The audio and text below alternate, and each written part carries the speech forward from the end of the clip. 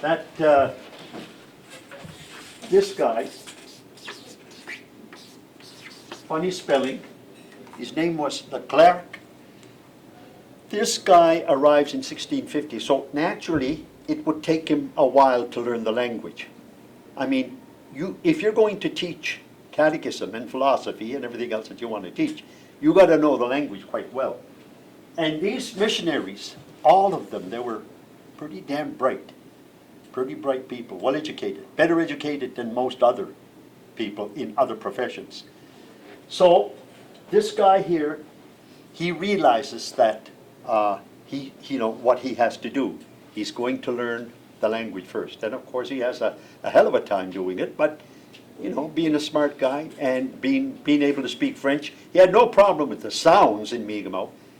He had a problem with the grammar, as they all did, as we do, So Leclerc finally learns the language quite well, and then he decides then to teach Christian dogma. So when he began to teach, let's say around, he started working on it probably 1670, but it's the stuff that he did around 1690 that I'm aware of. That's when he began to look at our own people and what they did when he was teaching them, because now he's speaking to them in Mi'kmaq. So our people would take, and usually young people, they would take pieces of birch bark on the inside, the birch bark where it's brown, very easy to write on.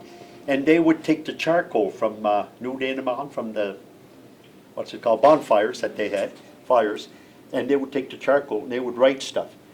From that, Leclerc said that he noticed the Mi'kmaq people writing stuff and taking notes. This is the way that he put it. Just from that statement alone comes these people in different parts of Atlantic Canada. That statement alone got them thinking that our people had a writing system. Why? Because it said so in the document. And Leclerc said, there they were taking notes. You know what I mean? And, they should have, it's not good enough just to read something like that there. You have to pay a little bit more attention. What else was going on? What were some of the things that other people said before him and after him, No, they didn't do that. They just saw this, that these Indians, as they called us, were taking notes. And from that they deduced that the Mi'kmaq people had writing systems. Not true at all. If they had continued reading a little bit more carefully, they would have noticed that Leclerc also said, so did Maillard, the next guy to come in on the scene.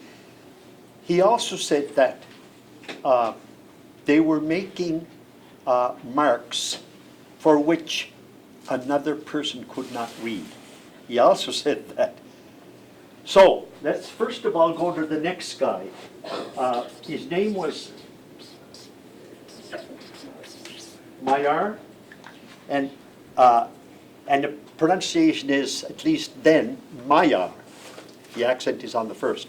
And Maillard was also a missionary, and our people called him, and you'll see it in the document, Musmayalo. And I wondered what that was. Why did they call him Musmayal? I finally, it was another person, another linguist that said, well, the mus part of that is Monsieur.